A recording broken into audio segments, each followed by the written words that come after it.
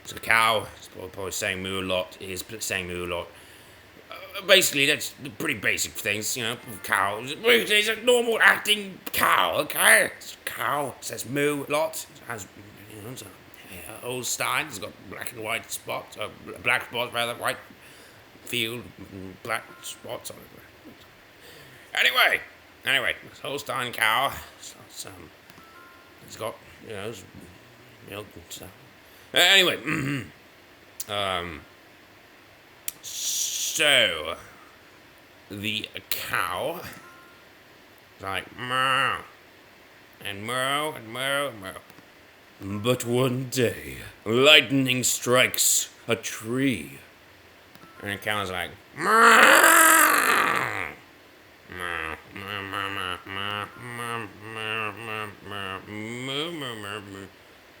The end.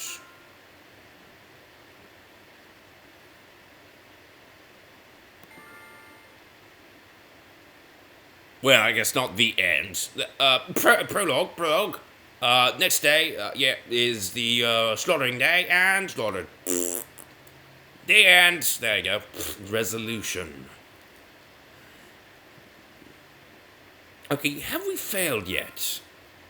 Because if we have not failed, then I really need to pay attention here. You know, because we got a lot on the line. You know, we got actually a potentially good score in the making here. So we need to really hold this together. All right. Okay. Switching to the other things I have not clicked. Oh my gosh! Unsuccessful switch. No! Oh gosh, I should have stayed with the cow story. I was doing so much better back then. Oh yeah. No. Oh no. Oh.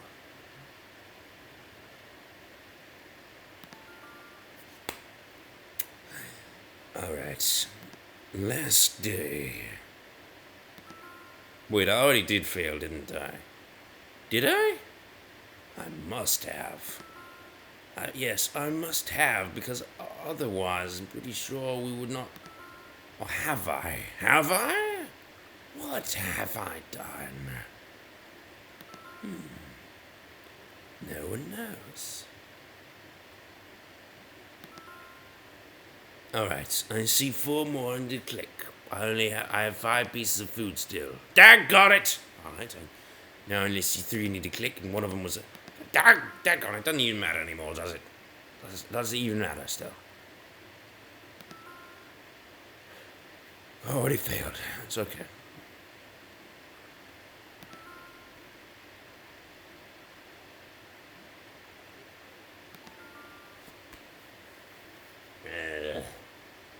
Oh, gosh.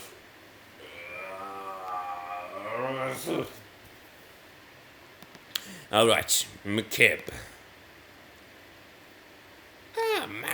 Math. Yeah, there is really not much math involved here. Basic laws of physics do not have necessarily a lot to do with math. Calculating things in physics, now there's your math, there's your heavy math. But there are a few rules in physics which aren't necessarily math-based, simply they are observations about, you know, how things work. Basically, mass has gravitational force. And gravitational forces are not simply lost, as mass is not simply lost. There are only a few things that can destroy mass. Antimatter can destroy mass if it reacts with mass. Matter, matter and antimatter detonates pretty spectacularly. Fusion decimates a small amount of mass. And I think that fission might. I really don't remember if it does or not. That's a fail, but it's not really necessary. It's very little if it does. It's even smaller than fusion. It's really not much at all. It's very, very small. Anyway, so the point is, on McKib, one of the ideas of the planet is that, well, first of all, do I need to go through this again? I should probably not go through this again. Last time I did this, I nerd raged when I explained it. Anyway, I'll just summarize. Keb in Star Wars: The Republic is a planet that is being mined. Now, this mining supposedly this mining is happening in the deep core of the planet. Let's assume that they're mining the direct core of the planet. Now, is that feasible? Well, it's Star Wars: The Republic. I mean, it's like super. They've got like ability to travel across space. So it's probably feasible. It could happen. They've got the Force. They've got, crazy technologies that can apparently create matter from nothing. Well, of course, it's been created with the Force. Starforge, the Foundry. They seem to create things from nothing. Of course, it's not really from nothing. Rather, it's from the Force. But that's a topic for another day. Anyway, the Hutts are probably not using the Force. Maybe they are. I haven't met who's in charge. Maybe there's a Jedi down there or something. Anyway. They're mining the planet, the deep core, not very possibly feasible. Let's see what it is, because they have awesome technology. Now, is it profitable? Why would they want to do such a thing? Well, because it costs a lot of money, surely, to put up to mine that deep and to withstand the enormous pressure of a terrestrial world's core. Enormous heat, enormous pressure. Is it worth it? Can't imagine there be anything down there worth dealing with that incredible pressure. But let's assume there is. Maybe it was some unobtainium down there. Yeah? Maybe, it's unobtainium. I gotta get unobtainium. Gotta obtain that unobtainium. Anyway, it's gonna rock. It's supposedly causing ground quakes on the planet. Yeah, that's ridiculous. I mean, because ground quakes, earthquakes, they're caused by tensions in the movements of the tectonic plates, not core instability. That got it. Starts with the core. Yeah, starts with the core. Heat, just heating the core, heats up the plates, gets them moving. They grind into each other, and the pressure that they held is released all at once in an earthquake. Now, that's not actual. It's not like there's energy suddenly being generated makes a ground quake or earthquake. It's that there was energy already there and it's released. Now, mining supposedly is causing more of these things. And as I have argued time and time again, if you were able to artificially cause earthquakes, that would be a good thing. It would make each earthquake very minor. It's just like an avalanche. Why would you want to start avalanches? Why would you throw dynamite at mountainsides to start avalanches? Well, it's easy to see there because avalanches can only be so large. So if you can get ones going before they get too big, you'll be getting rid of the snow. You'll be getting the snow off the mountain, and the snow is what has the energy, not the actual start of the explosion, not the dynamite, not the charging the explosion. They simply want to shake stuff up and get it down many times, so you don't have it all build up one a big one. So you have lots of smaller ones. So and it works same things with earthquakes. Anyway, so that doesn't make any sense. You have a bunch and it'd be stronger. Now, on the camp, there's a bunch of ground quakes, and each one is really big. It's ridiculous. It's insanity. But the worst offense of all, though, is that supposedly there will be gravitational decay from messing with the core, and the atmosphere will be stripped away. Now, if the gravity did decay, obviously there would be a stripping away of the atmosphere. However, it wouldn't, no longer be massive enough to hold it. However, that's not really how physics works.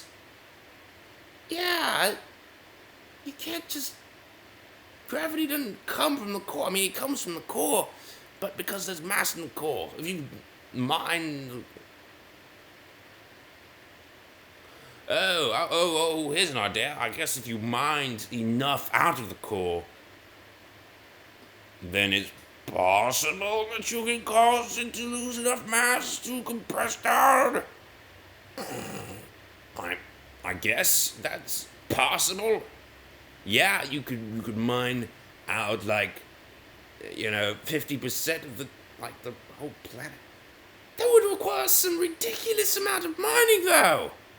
There is no way you mine an entire planet out inside out, mate. No, man. Anyway, there was no such thing as gravitational decay. That was ridiculous. Rather, if you could press something down, if all the masons came crashing into one piece, gravity would be not adversely effective. It'd probably increase. It'd be increased dramatically, towards the center of the planet, and it would not decrease on the outside, farther away. I don't believe it would. No, I don't believe it would do that. I believe it'd be the same. It could maintain the same atmosphere. There would be no gravitational decay. Rather, if you take enough materials away from it, then eventually.